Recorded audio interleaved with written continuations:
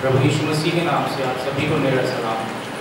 धन्यवाद देते हैं उस जीवित खुदा का जिसने हमें इस जीवितों की पृथ्वी पर हमारे जीवनों में एक नया दिन दिया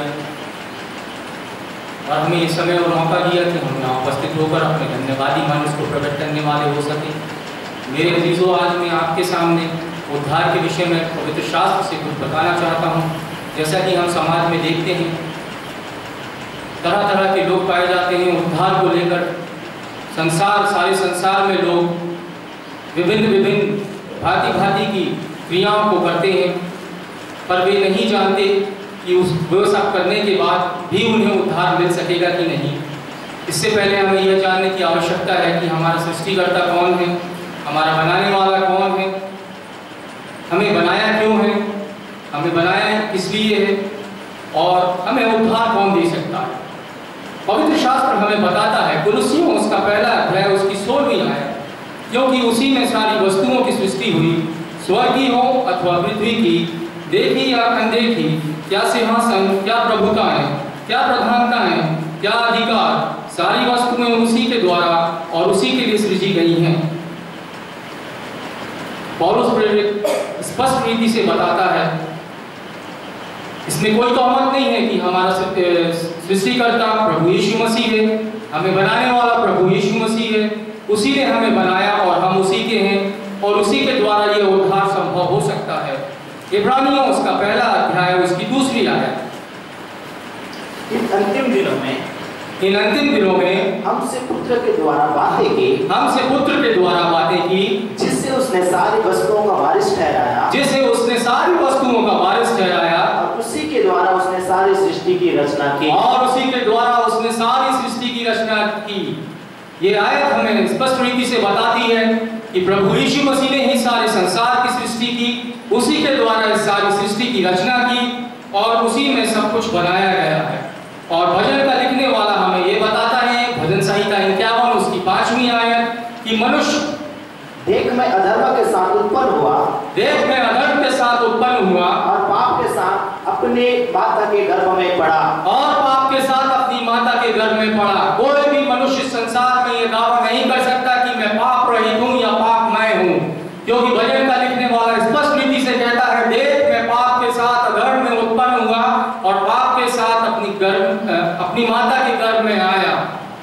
मेरे अजीजों, लोग बड़े बड़े दावे करते हैं, लोग बड़े बड़े अपने आप को पवित्र बताते हैं, पर बाइबल हमें स्पष्ट रीति से बताती है कि मनुष्य जन्म से ही पापी है। और रोमियो उसका 3रा अध्याय उसकी 23वीं आयत में पौलुस फिर से रोमियो की कलीसिया को लिखता है, इसलिए कि सबने पाप किया और परमेश्वर की महिमा से रहित हैं। आदम से लेकर मनुष्य जाति की इस पीढ़ी तक सबने पाप किया और परमेश्वर की महिमा से रहित हैं। और बाइबल हमें बताती है 6वां अध्याय उसकी 23वीं आयत में कि पाप की मजदूरी तो मृत्यु है, क्योंकि पाप की मजदूरी तो मृत्यु है, परंतु परमेश्वर का वरदान हमारे प्रभु यीशु मसीह में अनंत जीवन है। हमारे प्रभु यीशु मसीह में, सिर्फ एकलौते प्रभु यीशु मसीह में, प्रभु यीशु मसीह के अलावा और कोई भी नहीं, संसार का कोई भी व्यक्ति हमें उद्धार नहीं दे सकता। प्रभु यीशु मसीह में ही हमारा जीवन है। रोमियो उसका 3रा अध्याय उसकी 24वीं आयत, परंतु उसके अनुग्रह से उस छुटकारे के द्वारा जो मसीह यीशु में है, सेत में धर्मी ठहराया जाए। प्रभु यीशु मसीह के अनुग्रह के द्वारा। अनुग्रह क्या होता है आज लोगों को समझने में बहुत मुश्किलें होती हैं। अनुग्रह वह होता है जो दया के योग्य नहीं होते हैं, फिर भी उन पर दया की जाती है, उसे अनुग्रह कहा जाता है। मनुष्य जन्म से ही पापी है और मनुष्य को पाप करना यह उसकी फितरत है, लेकिन प्रभु यीशु मसीह के द्वारा ही हम धर्मी ठहराए जा सकते हैं। इस संदर्भ में हम देखेंगे कि आज से 2015 साल पहले प्रभु यीशु मसीह स्वर्ग के सिंहासन को छोड़कर इस पृथ्वी में आया, जिसके बारे में पुराने नियम में अन्य भविष्यद्वक्ताओं ने अनेक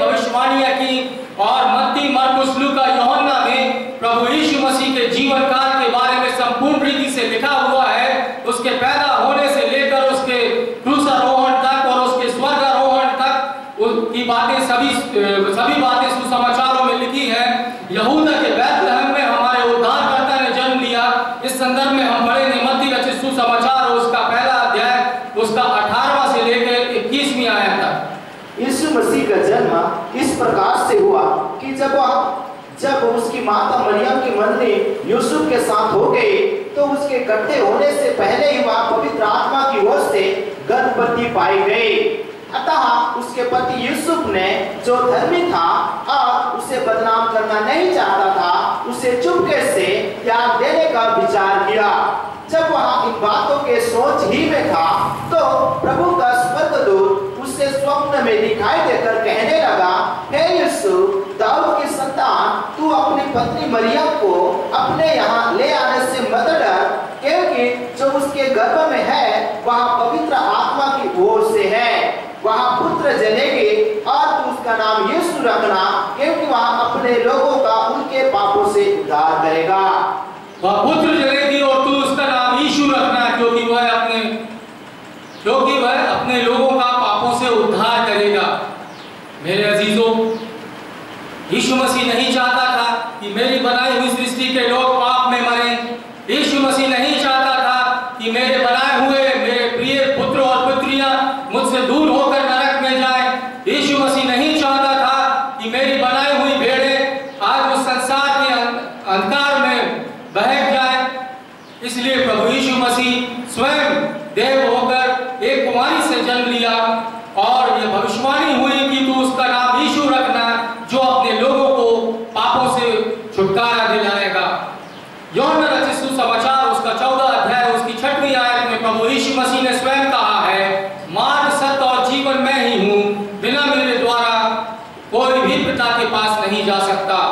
आज उद्धार को लेकर तरह तरह की विभिन्न विधियां लोग अपनाते हैं, पर ये नहीं जानते कि उनका सृष्टिकर्ता कौन है, पर ये नहीं जानते कि उन्हें उद्धार किसके द्वारा मिलेगा, जिसके बारे में लूका प्रेरितों 4 उसकी 12 अध्याय में कहता है,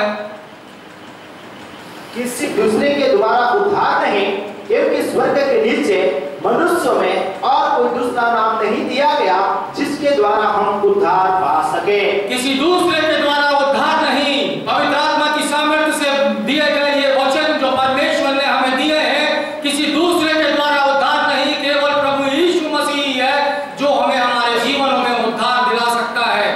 पहला कुरिन्थियों उसका 15 अध्याय उसकी 1 से लेकर 4 आयत तक फिर से कुरिन्थियों की कलीसिया को कहता है, लिखता है, हे भाइयों, अब मैं तुम्हारे वही सुसमाचार बताता हूँ जो पहले सुना चुका हूँ, जिसे तुमने अंगीकार भी किया था और जिसमें तुम स्थिर भी हो, उसी के द्वारा तुम्हारा उद्धार भी होता है। यदि उस सुसमाचार को जो मैंने तुम्हें सुनाया था स्मरण रखते हो, नहीं तो तुम्हारा विश्वास करना व्यर्थ हुआ। इसी कारण मैंने सबसे पहले तुम्हें वही बात पहुंचा दी जो मुझे पहुंची थी कि पवित्र शास्त्र के वचन के अनुसार यीशु मसीह हमारे पापों के लिए मरा गया और गाया गया और पवित्र शास्त्र के अनुसार तीसरे दिन जी भी उठा। इसी कारण मैंने सबसे पहले तुम्हें वही बात पहुंचा दी जो मुझे पहुंची थी कि पवित्र शास्त्र के वचन के अनुसार यीशु मसीह हमारे पापों के लिए मर गया और गाड़ा गया और पवित्र शास्त्र के अनुसार तीसरे दिन जी भी उठा। मेरे अजीजों, पौलुस प्रेरित जो प्रभु यीशु मसीह का ठहराया हुआ चेला, पौलुस प्रेरित जो प्रभु यीशु मसीह के साथ तो नहीं रहा, पर प्रभु ने स्वयं उसे दर्शन देकर उसे नियुक्त किया और पवित्र आत्मा से भर दिया। और पौलुस प्रेरित प्रभु यीशु मसीह का प्रिय चेला जिसने 3 मिशनरी यात्राएं करी और जगह जगह विभिन्न कलीसियाओं की स्थापना करी, और उसे दर्शन में प्रभु ने कहा, इसलिए उसने लिखा, इसी कारण मैंने सबसे पहले तुम्हें वही बात पहुंचा दी जो मुझे पहुंची थी कि पवित्र शास्त्र के वचन के अनुसार यीशु मसीह हमारे पापों के लिए मर गया। पवित्र शास्त्र के वचन के अनुसार इसका मतलब कि प्रभु यीशु मसीह का इस पृथ्वी पर जन्म लेना, इसका मतलब यह हुआ कि प्रभु यीशु मसीह का इस पृथ्वी पर मारा जाना, इसका मतलब यह हुआ कि प्रभु यीशु मसीह का दफनाया जाना। पवित्र शास्त्र में पुराने नियम में विभिन्न भविष्यवक्ताओं के द्वारा पहले से ही भविष्यवाणी तय की हुई थी कि प्रभु यीशु मसीह का आना, मारा जाना, गाड़ा जाना और तीसरे मेरे अजीजों, पौलुस प्रेरित रोमियो की कलीसियों को लिखता है, पहला अध्याय उसकी 16वीं आयत में, क्योंकि मैं सुसमाचार से नहीं लजाता, इसलिए कि वहाँ हर एक विश्वास करने वाले के लिए पहले तो यहूदी फिर यूनानी के लिए उद्धार के निमित्त परमेश्वर की सामर्थ है। क्योंकि मैं सुसमाचार से नहीं लजाता, इसलिए कि वह हर एक विश्वास करने वाले के लिए पहले तो यहूदी फिर यूनानी के लिए उद्धार के निमित्त परमेश्वर की सामर्थ है। सुसमाचार परमेश्वर की सामर्थ है और पौलुस प्रेरित उसे सुनाने से नहीं लजाता, क्योंकि सुसमाचार के द्वारा, प्रभु यीशु मसीह के सुसमाचार के द्वारा ही हमें उद्धार मिल सकता है। इस संदर्भ में फिर से पौलुस तिमुथियों को खत लिखता है, पहला तिमुथियुस उसका पहला अध्याय 15 से लेकर 16वीं आयत। यह बात सच है और हर प्रकार से मानने के योग्य है कि प्रभु यीशु पापियों का उद्धार करने के लिए जगत में आया, जिसमें सबसे बड़ा मैं हूँ। पर मुझ पर इसलिए दया हुई कि मुझ सबसे बड़े पापी में यीशु मसीह अपनी पूरी सहनशीलता दिखाए कि जो लोग उस पर अनंत जीवन के लिए विश्वास करेंगे, उनके लिए मैं एक आदर्श बनूं। यह बात सच है और हर प्रकार से मानने के योग्य है कि मसीह यीशु पापियों का उद्धार करने के लिए जगत में आया, जिसमें सबसे बड़ा मैं हूँ। इस बात का अंगीकार किया पौलुस प्रेरित ने कि सबसे बड़ा पापी मैं हूँ। यदि आज हम अपने जीवन में अपने पापों का अंगीकार करते हुए प्रभु यीशु मसीह को अपना उद्धारकर्ता स्वीकार करते हैं, तो वो आज हमारे जीवनों में हमें हमारे पापों से उद्धार देने के लिए तैयार है। पर हमें पहले अपने पापों का अंगीकार करना पड़ेगा और प्रभु के नजदीक आना पड़ेगा। प्रभु उद्धार देने के लिए तैयार है, इसलिए पौलुस कहता है कि सबसे बड़ा पापी मैं हूँ। आज आपके जीवनों में वो समय है, क्या आप अपने पापों से उद्धार प्राप्त करना चाहते हैं? यदि आप प्रभु से अपने पापों के द्वारा उद्धार प्राप्त करना चाहते हैं, तो आप उसके नजदीक आए। 16वीं आयत में पौलुस कहता है, पर मुझ पर इसलिए दया हुई कि मुझ सबसे बड़े पापी में यीशु मसीह अपनी पूरी सहनशीलता दिखाए। प्रभु यीशु मसीह आज हमारे जीवनों में हमारे पापों को लेकर हमारे जीवन के अंतिम समय तक सहनशीलता दिखाता है। प्रभु यीशु मसीह चाहता है कि हम अपने पापों से मन फिराए। प्रभु यीशु मसीह नहीं चाहता कि उसकी बनाई हुई सृष्टि एक भी नष्ट की जाए। प्रभु यीशु मसीह नहीं चाहता कि उसकी बनाई हुई सृष्टि नरक में जाए। प्रभु यीशु मसीह नहीं चाहता कि उसके बनाए हुए लोग उसके वचनों को सुनने के बावजूद भी अनसुना करें। मेरे अजीजों, प्रभु हमारे जीवनों में सहनशीलता दिखाता है, पर क्या आज हम अपने जीवनों में अपने पापों का अंगीकार करने के बावजूद प्रभु यीशु मसीह को अपना उद्धारकर्ता स्वीकार करने के लिए तैयार हैं?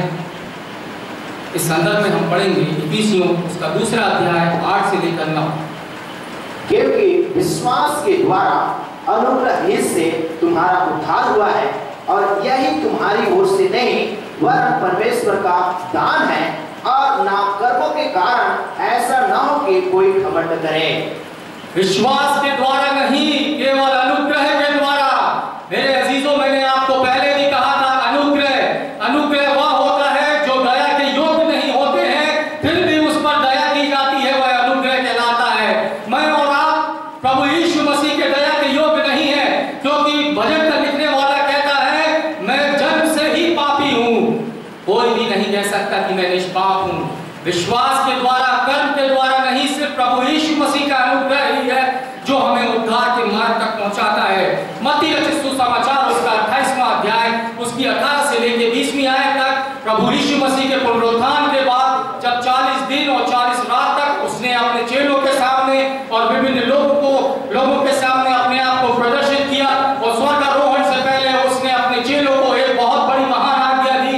यहाँ पर इस प्रकार से लिखा हुआ है, यीशु ने उनके पास आकर कहा, स्वर्ग और पृथ्वी का सारा अधिकार मुझे दिया गया है, इसलिए तुम जाओ, सब जातियों के लोगों को चेला बनाओ और उन्हें पिता और पुत्र और पवित्र आत्मा के नाम से बपतिस्मा दो, और उन्हें सब बातें जो मैंने तुम्हें आज्ञा दी है मानना सिखाओ, और देखो मैं जगत के अंत तक सदा तुम्हारे संग हूँ। यीशु मसीह ने अपने चेलों से कहा, स्वर्ग और पृथ्वी का सारा अधिकार मुझे दिया गया है। स्वर्ग और पृथ्वी का, यीशु मसीह के अलावा और किसी को कोई अधिकार नहीं है। स्वर्ग और पृथ्वी का सारा अधिकार मुझे दिया गया है, इसलिए तुम जाओ,